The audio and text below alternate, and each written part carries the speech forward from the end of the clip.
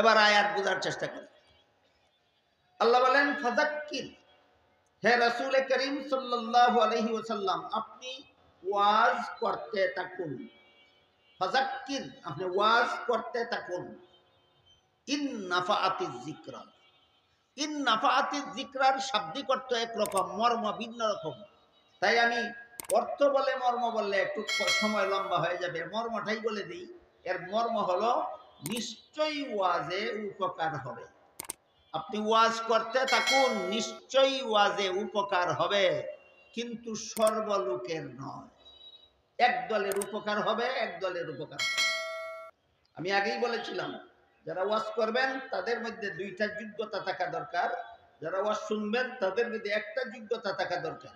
ওয়াজ করনেওয়ালার দুই যোগ্যতা যদি থাকে আর ওয়াজ শুননেওয়ালার মধ্যে একটা যোগ্যতা যদি থাকে, এই ওয়াজে হেদায়েত হবেই হবে, এই ওয়াজে হেদায়েত হবেই হবে। আমি আপনাদের মতামত নিয়ে আগে আমাদের কথাটা বলেছি। কটা যোগ্যতার দরকার ওয়াজ করনেওয়ালার? দুইটা। একটা হলো অন্যকে হেদায়েত, যেই হেদায়েতের কথা বলবেন সেই হেদায়েতের পথে আগে নিজে নিজে চলবেন। অন্যকে যে হেদায়েতের কথা বলবেন আগে নিজে সেই হেদায়েতের পথে চলবেন। নিজে সুদের কারবারের সাথে জড়িত, নিজে ঘুষের কারবারের সাথে জড়িত, নিজে মিথ্যার সাথে জড়িত, জালিয়াতির সাথে জড়িত, চক্রান্তের সাথে জড়িত, নিজের দুর্নীতির সাথে জড়িত। আর আমি মঞ্চে বসে আপনাদেরকে এই সমস্ত জালিয়াতি, দুর্নীতি, চক্রান্ত, সুদগুর বিরুদ্ধে, সুদ ঘুষের বিরুদ্ধে একটা বক্তৃতা দিয়া দিলাম। তাফসীরের কিতাবে পরিষ্কার লেখা আছে, তোমার ওয়াজে মানুষের হেদায়েত হবে না। একটা শর্ত হইল, একটা যোগ্যতা হইল ওয়াইজের, যে অন্যকে যেই হেদায়েত করবেন সেই হেদায়েত আগে নিজে গ্রহণ করতেন। দুই নম্বর যোগ্যতা হলো ওয়াজের বিনিময়ে টাকার চুক্তি করতে পারবেন না।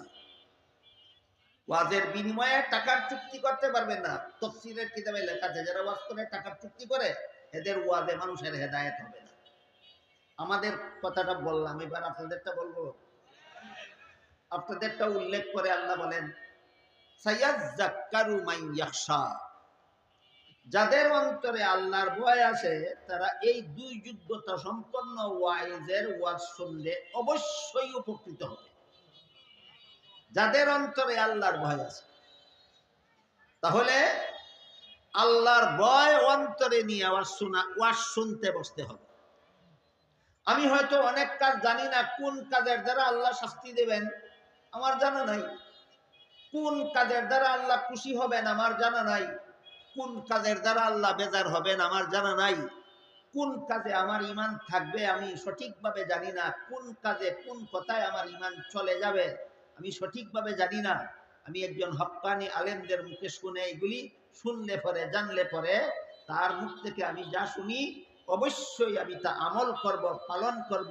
এই নিয়তে যারা বসে তাদের অন্তরে আল্লাহর ভয় আছে, এরা আল্লাহর শাস্তির কথা শুনলেই, যেই কাজ করলে আল্লাহ শাস্তি দিবেন সেই কাজ থেকে বিরত হয়ে যায়। আল্লাহ তাদেরকে হেদায়েত দান করে দেন। তাহলে আমরা ওয়াজ শুনতে হবে কি উদ্দেশ্যে? যে আমি আল্লাহকে সন্তুষ্ট করার পথে জীবন যাপন করতে চাই, কিন্তু কিভাবে জীবন যাপন করলে আল্লাহ সন্তুষ্ট হবেন আমার জানা নাই। আমি আলেমদের কাছ থেকে জানতে এসেছি আমার জীবনের কোন কাজে আল্লাহ সন্তুষ্ট, কোন কথায় আল্লাহ সন্তুষ্ট, এগুলি জানতে এসেছি। জানার পরে আমি আল্লাহর সন্তুষ্টির পথেই জীবন যাপন করব। আল্লাহর অসন্তুষ্টির কার্যকলাপ, কথাবার্তা আমি বলবো না, করব না। এই মনে মনে এই প্রতিজ্ঞা নিয়ে যদি বসেন, ওয়াজে নিশ্চয়ই আপনার উপকার হবে। এই জন্য আল্লাহ বলেন ফাযাক্কির ইন নাফাআতিজ যিকরা, আপনি ওয়াজ করতে থাকুন, অবশ্যই ওয়াজে উপকার হবে। কার অন্তরে আল্লাহর শাস্তির ভয় আছে। যার একটা উদাহরণ দিলে আশা করি সহজে বুঝতে পারবেন। আজকাল আমাদের সমাজে অহরহ কুফুরি কথাও মানুষে কয়, কুফুরি কাজও করে, অথচ জানে না এটা কুফুরি কথা, অথচ জানে না এটা কুফুরি কাজ। কুফুরি কাজ করার পরে, কুফুরি কথা বলার পরে যদি তওবা করে না, তাহলে ইমানদার অবস্থায় মরণ হয় না, বেঈমান অবস্থায় মরণ। বেঈমান অবস্থায় মরণ হলে চিরস্থায়ী জাহান্নামের শাস্তি ভোগ করতে হবে। তাহলে কোন কথার দ্বারা ইমান চলে যায়, কোন কাজের দ্বারা ইমান চলে যায়, এটা তো আমি মনে করি সাধারণ মুসলমান জানে না।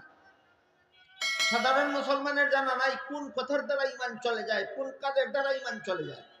তাই আপনারা যদি চিরস্থায়ী জাহান্নামের শাস্তি থেকে বাঁচতে চান, তাহলে ওই সব কথার থেকে বিরত থাকতে হবে, ওই সব কাজকর্ম থেকে বিরত থাকতে হবে যেগুলির দ্বারা ইমান ধ্বংস হয়ে যায়। এইরকম যদি মনোভাব থাকে, তাহলে আলেমগঞ্জ যখন বলবেন অমুক কথার দ্বারা ইমান থাকে না, এমন কথা জীবনে আর কোনোদিন বলবেন না। আলেমগঞ্জ যদি বলেন অমুক কাজের দ্বারা ইমান থাকে না, এই কাজ আর জীবনে করবেন না, এতে বোঝা গেল আপনার অন্তরে আল্লাহর শাস্তির ভয় আছে। অবশ্যই যোগ্য আলেমের ওয়াজের দ্বারা আপনার হেদায়েত হবে। আজকাল আমাদের সমাজে এমন বহু কথা মুসলমান নামদারিরা বলে থাকে, যেসব কথা বললে ইমান আর থাকে না। এমন বহু কাজ করে থাকেন যেই কাজ করলে আর ইমান থাকে না। যেমন প্রসঙ্গক্রমে বলা যায়, এই যে কিছু বাউল আছে, বাউলরা যে কতগুলি গান গায়, এগুলি কুফুরি গান। আপনারা যারা শুনতে যান বাউলদের গান, আপনারা মনে করেন এরাও তো কোরআনের কথা কয়। কোরআনের কথা কয় না, কোরআনকে উপহাস করার জন্য কোরআনের নাম ধারণ করে। কোরআন প্রচার করার জন্য বাউলরা গান কয় না, কোরআনকে হাসির পাত্র, তামাশার পাত্র বানাবার জন্য কোরআনের নামটা উচ্চারণ। একদিন শুনি এক বাউল বলতেছে, বানাইয়া মানুষ যেমনি নাচাও তেমনি নাচে, পুতুলের কি দোষ। দেখেন তো আপনারা বুঝেন কিনা অর্থ। বাউল গানে বলতেছে, বানাইয়া মানুষ যেমনি নাচাও তেমনি নাচে, পুতুলের কি দোষ। আল্লাহ মানুষকে পুতুলের মতো বানাইছেন, বানাইয়া আল্লাহ যা করায় বান্দায় তাই করে, কাজেই বান্দার কোনো দোষ নাই। দোষ হইল যে করায় তা, যে করায়। তাহলে মানুষ বানাইল কে? মানুষে কাজ করায় কে? তাহলে দোষ আল্লাহর। দেখেন গানের মধ্যে বান্দারে নির্দোষ সাব্যস্ত করিয়া আল্লাহরে সরাসরি দোষী সাব্যস্ত করে দিল। এবার নিজের ইমানকে জিজ্ঞাসা করে বলেন, এমন গান যারা গায়, এমন গান যারা শুনে, এমন গানের যারা প্রতিবাদ না করে, নীরব সমর্থন দেয়, এদেরও ইমান থাকে? ইমান থাকে না। যদি তওবা না করে মরো, বেঈমান অবস্থায় মরণ হবে, পরকালে চিরস্থায়ী জাহান্নামের শাস্তি ভোগ করতে হবে। বিষয়গুলি কি আপনাদের আমাদের বুঝাতে হবে না? আমার বিশ্বাস আপনাদের অন্তরে আল্লাহর এতটুকু ভয় আছে যে যেই কাজ করলে ইমান থাকে না, যেই কথা বললে ইমান থাকে না, আমরা যদি এই কথার ব্যাপারে আপনাদেরকে সতর্ক করে দেই, জীবনে কোনোদিন এমন কথা শুনতে যাবেন না, এমন কথা সমর্থন করবেন না। এই বিশ্বাস আপনাদের প্রতি আমার আছে। আর এক বাউলে একদিন গান গায়, বলে আল্লাহর দন রসুলকে দিয়া আল্লাহ গেল গায়েব হইয়া, রাসুলের দন খাজায় পাইয়া শুইল গিয়া আজমিরে, কেউ ফিরে না খালি হাতে খাজা বাবার দরবারে। কি পরিমাণ কুফুরি আছে গানটার মধ্যে, আমি বলে ঘন্টার পর ঘন্টা বলে শেষ করতে পারবো না। এই গানের প্রথম অংশের কুফুরিটা আর শেষ অংশের কুফুরিটা শুধু আপনাদেরকে দেখায়। আপনারা তো শুনলে মনে করেন, যেহেতু আপনারা আলেমদের পক্ষ থেকে এই ব্যাপারে কিছু শুনেননি, এখানে আপনারা তো শুনলে মনে করবেন ভালোই, গানটা তো ভালোই গেছে, আল্লাহর জন রসুল্লে দিছে, ভালোই তো করছে। আল্লাহর জন রসুল্লে দিয়ে আল্লাহকে লগাই বইয়া, আল্লাহ তো গাই বই, আমরা তো আল্লাহরে বিছাইতে ভাই হই না। রসুলের দেন খাজায় ভাইয়া শুইছে গিয়ে আজমিরে, খাজায় কিছু না ভাইবে কি আর খাজা এত বড় ওলি হয়েছে, আজমিরে তো খাজা শুইছে। আপনারা তো এইরকমই মনে করবেন, কিন্তু আলেমদের দায়িত্ব আপনাদেরকে বুঝাইয়া দেওয়া যে এই খাজার নামে আর আল্লাহর নামে রাসুলের নামে গাওয়া এই গানটার মধ্যে কি পরিমাণ কুফুরি আছে। প্রথম নম্বর কুফুরি হলো, বলে আল্লাহর দন রসুলকে দিয়ে, আল্লাহর দন রসুলকে দিয়া দিছে আল্লাহ, এর একটা কুফুরি কথা। আল্লাহ পবিত্র কুরআনের সূরায়ে মুনাফিকুনের 7 নম্বর আয়াতে বলেন, ওয়ালিল্লাহি খাযাইনুস সামাওয়াতি ওয়াল আরদ, আসমান জমিনের দন আল্লাহর মালিকানায় রয়েছে। আসমান জমিনের ধনভাণ্ডার আল্লাহর মালিকানায় রয়েছে। আর মালিকানায় রয়েছে। গানে কি কইছিল? রসুলকে দিয়া দিছে। আল্লাহ বলেন ধনভাণ্ডার আমার মালিকানায় রইছে, বাউল বন্ডয় কয় রসুলকে দিয়া দিছে। বলেন কোরআনের পক্ষে কইল না বিরুদ্ধে কইল? সাথে সাথে কাফের হয়ে গেছে। যে কইল সে কাফের, যে শুনলো সে কাফের, যে শোনার পরে প্রতিবাদ করলো না সেও। এরপরে মজার ব্যাপার হলো আয়াতের শেষের অংশে আল্লাহ বলেন, সূরা মুনাফিকুনের 7 নম্বর আয়াতের শেষের অংশে আল্লাহ বলেন, ওয়ালাকিন্নাল মুনাফিকিনা লা ইয়ালামুন, আসমান জমিনের ধনভাণ্ডারের মালিকানা যে রাসূলরে দিছে না, আল্লাহর মালিকানা যে রইছে, এই কথাটা মুমিনরা মানে, মুনাফিকরা মানে না। এখন কি হইল? যে মানে না সে মুনাফিক, যে মানে সে মুমিন। ঈমান আসে কিভাবে আর যায় কিভাবে, আমি কি আপনাদেরকে একটু বুঝাতে পারলাম? আল্লাহর ধনভাণ্ডার, আল্লাহর মালিকানায় রইছে বিশ্বাস করলে আপনার ঈমান আছে, রাসূলকে দিয়া দিছে বিশ্বাস করলে ঈমান গেছে। ঈমান রইছে কিভাবে, গেছে কিভাবে, এইটাই যদি বুঝাইলাম না তো আর বাকি ওয়াজের দরকারটা কি? মুতাইম হুজুর আমার একটু একটু এক অনুরোধ করেছিলেন শিরিক সম্পর্কে কিছু কথা আপনাদেরকে বলার। এটার নাম ওই শিরিক। যেই কাজ আল্লাহ ছাড়া আর কেউ পারে না, এই কাজ আল্লাহ ছাড়া কেউ পারে বিশ্বাস করার নাম ওই শিরিক। যেই কাজ আল্লাহ ছাড়া কেউ করতে পারে না, এই কাজ অন্য কেউ করতে পারে বিশ্বাস করার নাম ওই শিরিক। যেই এলেম আল্লাহ ছাড়া আর কেউ রাখে না, এমন এলেম অন্য কারো আছে বলে বিশ্বাস করার নাম ওই শিরিক। যেই ক্ষমতা আল্লাহ ছাড়া আর কারো নাই, সেই ক্ষমতা আর কারো আছে বিশ্বাস করার নাম ওই শিরিক। গেল গানের প্রথম অংশের কুফুরি, এবার গানের শেষের অংশের কুফুরিটার কথা বলি। আর মধ্যখানে অনেকগুলি কুফুরি আছে। এই গানের শেষের অংশে কয়, কেউ ফিরে না খালি হাতে খাজা বাবার দরবারে। খাজা মঈনুদ্দিন চিশতি রহমতুল্লাহি আলাইহির মাজার হইল ইন্ডিয়ার আজমিরে। ওইখানে গিয়া খাজা মঈনুদ্দিন চিশতি রহমতুল্লাহ আলাইহির মাজারে গিয়া খাজার কাছে যে যা কিছু চায় তারে সব কিছু দেওয়ার ক্ষমতা রাখে বাবা। বলেন তো, যে যা কিছু চায় সব কিছু দেওয়ার ক্ষমতা কার? একমাত্র আল্লাহ। কার? একমাত্র। বলেন, একমাত্র আল্লাহ। কিন্তু হের গানে কয় যে যা কিছু চায় সব কিছু দেওয়ার ক্ষমতা আছে খাজা বাবার। খাজা বাবারে আল্লাহর সাথে শরীক দেওয়ার সাব্যস্ত করলো কিনা? খাজা বাবারে আল্লাহর সাথে শরীক দেওয়ার। এই গান যে গাইব সে কাফির হইব, যে শূন্য নীরব থাকবো সে কাফির হইব, যে এই শোনার পরে বুঝার পরে প্রতিবাদ করবে না সেও কাফির। আপনাদের প্রতি আমার এতটুকু অন্তরে বিশ্বাস আছে যে এইসব বিষয়ে আমরা আপনাদেরকে বুঝাইলে অবশ্যই জাহান্নামের শাস্তির ভয়ে আপনারা না বুঝে ওই দিকে গিয়া থাকলেও ফিরে আসবেন বলে আমার আশা আছে। তাহলে প্রমাণ হলো আপনারা জাহান্নাম থেকে বাঁচার পথ চিনার জন্যই ওয়াজ শুনতে বসেছেন, হেদায়েতের পথ অবলম্বন করার জন্যই ওয়াজ শুনতে বসেছেন। আর এক বাউল, এর নাম নাকি আবুল বাউল, নাকি আবুল তাবুল। আবুল, আমি ভালো করে তার নামটা উচ্চারণ করতে পারি না। আবুল আবুল আবুল বাউল ফাউল না আবুল তাবুল? আবুল সরকার, আবুল সরকার। হে কি কয় জানেন? এখন আল্লাহর আগের কথায় পরের কথা মিল নাই। আল্লাহ তোর মতো গাঞ্জা খু, তোরা যেমন ভণ্ড মাজার ফুজারি ভণ্ডরা গাঞ্জা খু গাঞ্জা খাস, তোরার মতো কি আল্লাহরে গাঞ্জা খু মানে করছো? আগের কথা পরের কথা মানে তাই না? গাঞ্জা খুরদের একটা কিচ্ছা কই শোনেন। 3 গাঞ্জা খুরে এক পুকুর পারে এক গাঞ্জা খাইতে বেশি বইয়া কলকির মধ্যে গাঞ্জা লাগায় আর গান গায়। খুদাই দিলেন এমন জিনিস গাঁজা, 1 সিলিমে যেমন তেমন, 2 সিলিমে মজা, 3 সিলিমে উজির নাজির, 4 সিলিমে রাজা। গান গাইতেছে আর গাঞ্জার কলকিত লাগাইতেছে, লাগাই একটা একটা করে টানতে টানতে টানতে টানতে 3টার মাথা যখন ধরছে। কতটা গাঞ্জা করবছি? 3টা। যখন 3টারে বালা করে ধরছে গাঞ্জায়, তখন একটাই বাকি 2টারে জিজ্ঞেস করে, কয় তুই কইতে পারবে এই পুকুরে আগুন, এই পুকুরের পানির মধ্যে আগুন লাগলে মাছ কই যাইব? 2 নম্বরটায় কয় পুকুরের পানিতে আগুন লাগলে এই যে পুকুর ফারে বট গাছটা, এই বট গাছ উঠতে দেব। 3 নম্বরটায় কয় ব্যাককলের ব্যাককল, এটা গরু নাকি রে গাছ উঠত? এটা গরু নাকি গাছ উঠত?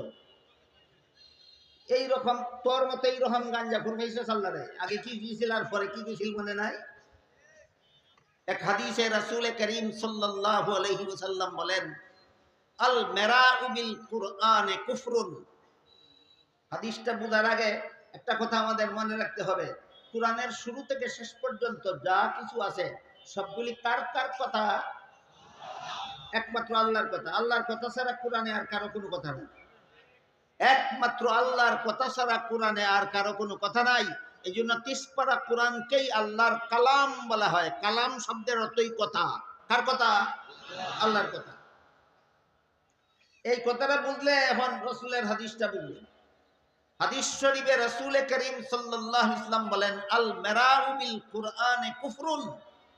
কোরআনের কোন কথাকে আরেক অন্য কথার বিরুদ্ধে দাঁড় করাইলে আল্লাহকে স্ববিরোধী সাব্যস্ত করা হয়। এই জন্য যে আল্লাহর একটা কথাকে আরেকটা কথার বিপরীত সাব্যস্ত করতে চায় সে কাফের। আল্লাহর এক কথাকে আরেক কথার বিপরীত সাব্যস্ত করলে কাফের হবে কেন? কারণ সে আল্লাহরে তার মতো গাঞ্জাখুর মনে করে। একজন মানুষ অনেক দিন আগে যেই কথা বলেছিল তার মনে না থাকার কারণে অনেক দিন পরে এর বিপরীত কথা বলতেও পারে। এটাকে কয় স্ববিরোধী উক্তি। বাংলা এটারে কি কয়? স্ববিরোধী উক্তি। একটা মানুষ তার নিজের কথার বিরুদ্ধে আরেক কথা বলতে পারে। অনেকদিন আগে কোন কথা বলেছিল মনে না থাকার কারণে অনেকদিন পরে এর বিপরীত কথা বলতেও পারে। বলুন, স্মরণ থাকার কারণে না ভুলে যাওয়ার কারণে? এবার বলেন, আল্লাহ আল্লাহ কতদিনের পুরাতন কথা ভুলে যায়? আল্লাহ লক্ষ বৎসর কোটি বৎসরের আগের কথা আল্লাহ কোনোদিন ভুলে না। কাজে আল্লাহর কথার মধ্যে কোনো স্ববিরোধিতা নাই। আল্লাহ নিজেই কোরআনে বলেছেন, লাউ কানা মিন ইনদি গায়রিল্লাহি লাওয়াজাদু ফীহি ইখতিলাফান কাসীরা। কোরআন যদি আল্লাহর না হইতো, কোনো মানুষের রচিত হইতো, তাহলে এর মধ্যে স্ববিরোধী উক্তি পাওয়া যাইত। কোরআনের আগাগোড়া সবকিছু যেহেতু আল্লাহর কথা, এই জন্য কোরআনে কোনো স্ববিরোধী উক্তি নাই। কাজেই যেই ব্যক্তি, আল্লাহ রসুল বলেন, যেই ব্যক্তি আল্লাহর এক কথাকে আরেক কথার বিরুদ্ধে দাঁড় করায় সে কাফের হইয়া যায়। তাহলে আবুল বাউল ফাউলে কি করলো? কয় আল্লাহর আগের কথায় পরের কথায় ঠিক নাই। বলেন, কাফের হওয়ার আর কত বাকি? না ডাইরেক্ট কাফের? এই সমস্ত ফাউলদের কথা যারা শুনে তারাও কাফের, যারা শোনার পরে প্রতিবাদ না করে কাফের, এমনকি এদের পক্ষে যারা উকালতি করে তারাও কাফের। এই সমস্ত বাউল গানের নামে, বাউল শিল্পের নামে যে কুফুরি বন্যা সমাজে বইছে, এই বন্যা সম্পর্কে সর্বস্তরের মুসলমানের সচেতন হওয়া দরকার, শুধুমাত্র নিজেদের ঈমান হেফাজতের জন্য। গেল মুতামিম সাহেব দামাত বারাকাতুহু আমাকে অনুরোধ করেছিলেন শিরিক সম্পর্কে কিছু কথা বলতে, এই জন্য আপনাদেরকে একটু আভাস দিলাম। আশা করি যদি আমার এই আভাসটা বুঝে থাকেন, তাহলে যে কথার দ্বারা ঈমান থাকে না, যে কাজের দ্বারা ঈমান থাকে না, আর ঈমান না থাকলে যে চিরকালের জন্য জাহান্নামের শাস্তি ভোগ করতে হবে, এই ভয় যদি আপনাদের অন্তরে থাকে, তবেই শিরিকের ওয়াজের দ্বারা আপনাদের উপকার হবে। মুতামিম সাহেব একটা অনুরোধ করেছিলেন বেদাত সম্পর্কে কিছু কথা বলা। ঈমান শিরিক মুক্ত হওয়া হইল গ্রহণযোগ্য হওয়ার, ঈমান গ্রহণযোগ্য হওয়ার জন্য শর্ত হইল শিরিক মুক্ত হতে হবে। ঈমান আল্লাহর কাছে তখনই গ্রহণযোগ্য হয় যখন ঈমানটা শিরিক মুক্ত হয়। আর আমল আল্লাহর কাছে গ্রহণযোগ্য হয় আমল যদি বেদাত মুক্ত হয়। কিন্তু আমলের বেদাত বুঝাবো কিভাবে? বেদাত কোন আমলের নাম? আল্লাহ রসুল হাদিস শরীফে পরিষ্কার ভাবে বলেছেন। আমি একটু সহজ করে আপনাদের বুঝাবার চেষ্টা করবো, দেখি বুঝাতে পারি কিনা। রাসূল করিম সাল্লাল্লাহু আলাইহি ওয়াসাল্লাম হাদিস শরীফে বলেন,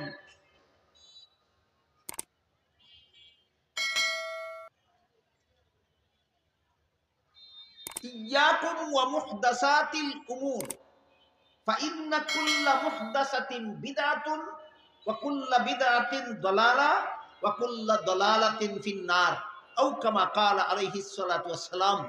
এর মর্ম হলো, হে আমার উম্মত মুসলমানেরা, যে কাজের শরীয়তে কোনো দলিল নাই, যে কাজের পক্ষে শরীয়তে কোনো দলিল নাই, অথচ ধর্মের নামে করা হয়, যে কাজ ধর্মের নামে করা হয় অথচ এটা ধর্মের কাজ নয়, ধর্মের নামে অধর্ম কাজ করার নাম বেদাত।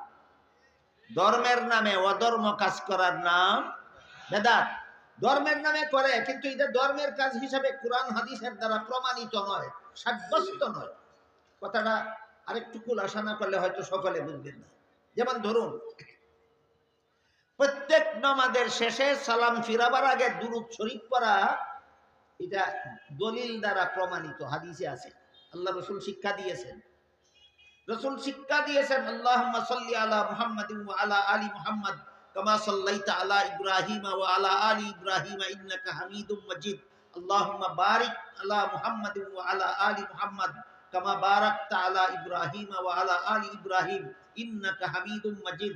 নামাজের শেষে এই দুইটা দুরূদ শরীফ পড়তে রাসূল শিক্ষা দিয়েছেন। সুতরাং নামাজের শেষে এই দুইটা দুরূদ শরীফ পড়ার দলিল আছে কিনা? দলিল আছে। শুরুতে না শেষে। এই দুই দুরূদ শরীফ পড়া, নামাজে দুরূদ শরীফ পড়া শিক্ষা দিয়েছেন নবী, নামাজের শুরুতে না শেষে। একজন লোক ওয়াজে শুনলো, একজন হুজুরে ওয়াজ করেছেন, আল্লাহ রসুল বলেন, যে ব্যক্তি আমার প্রতি একবার দুরূদ শরীফ পড়ে আল্লাহ তার প্রতি 10 বার রহমত নাজিল করেন। যে ব্যক্তি আমার প্রতি 10 বার দুরূদ শরীফ পড়ে আল্লাহ তার প্রতি 100 বার রহমত নাজিল করেন। যে ব্যক্তি আমার প্রতি 100 বার দুরূদ শরীফ পড়ে আল্লাহ তার প্রতি 1000 বার রহমত নাজিল করেন। হাদিস সত্য। কিন্তু হাদিসটা শুনে যদি একজন মনে মনে ভাবে, এত বড় ফজিলতের দুরূদ শুধুমাত্র নামাজের শেষে পড়বো কেন, শুরুতে একবার করে নিলাম। এবার বলুন, যদি নামাজের শুরুতেই দুরূদ শরীফ পড়ে নামাজ সূরা কেরাত শুরু করে, তার দুরূদ শরীফ পড়া সুন্নাত হবে না বেদাত হবে? সবের কাজটা বেদাত হইল কেন? এটা দলিল সম্মত নয়, শরীয়তের দলিল। তোমার দলিল যে দুরূদ তুমি পড়েছ, যে তোমার মন গড়া দুরূদ, যে শরীয়তের দলিল সম্মত দুরূদ নয়। সুতরাং ধর্মের নামে যে কাজ দলিল সম্মত নয়, এমন এমন কাজ ধর্মের নামে করার নাম ওই বেদাত। এই উদাহরণটা বুঝে থাকলে আরেকটা উদাহরণ বোঝা আরো সহজ হয়ে যাবে। আযান শেষ করার পর দুরূদ শরীফ পড়া নবী শিক্ষা দিয়েছেন। আযান শুরু করার আগে দুরূদ শরীফ পড়া নবী শিক্ষা দেননি। সুতরাং আযান শেষ করার পরে দুরূদ পড়লে হবে সুন্নাত, আযান শুরু করার আগে দুরূদ পড়লে হবে বেদাত। আমার কথা বুঝে থাকলে এবার বলুন, আযান শেষ করার পরের দুরূদ সুন্নাত কেন? নবী শিক্ষা দিয়েছেন। আযান শুরু করার আগে দুরূদ পড়লে বেদাত হবে কেন? নবী শিক্ষা দিয়েছেন না। পরের দুরূদের দলিল আছে, আগের দুরূদের দলিল নাই। দলিলবিহীন ধর্মীয় কাজের নাম বেদাত। দলিলবিহীন ধর্মীয় কাজের নাম বেদাত। ঠিক তেমনি ভাবে রাসূল করিম সাল্লাল্লাহু আলাইহি ওয়াসাল্লাম নিজের জন্ম দিবসে, নবীর জন্ম দিবসটা ছিল সোমবার। নবীর জন্ম দিবস ছিল সোমবার। নবী নিজের জন্ম দিবসে আল্লাহর শুকরিয়া আদায় করেছেন একটা নেক আমলের দ্বারা, সেটা হলো রোজা রাখা।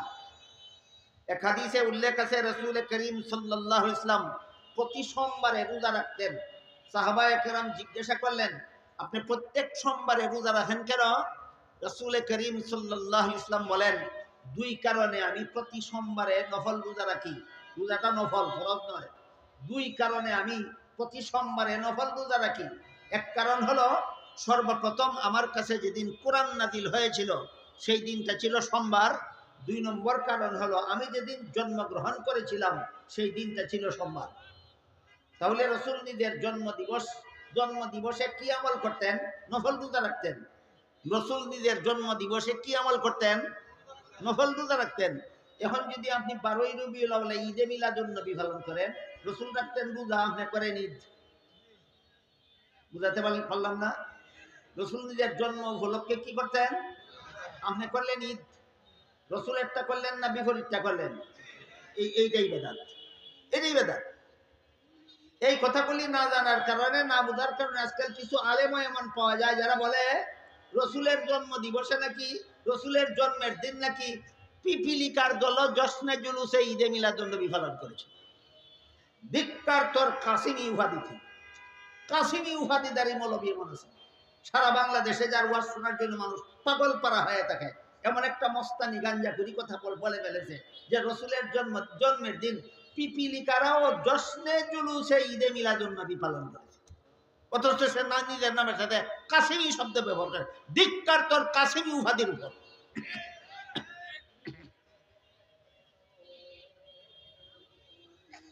রসুল জন্ম নিজের জন্ম উপলক্ষে ঈদ পালন করছিলেন না রোজা পালন করছিলেন?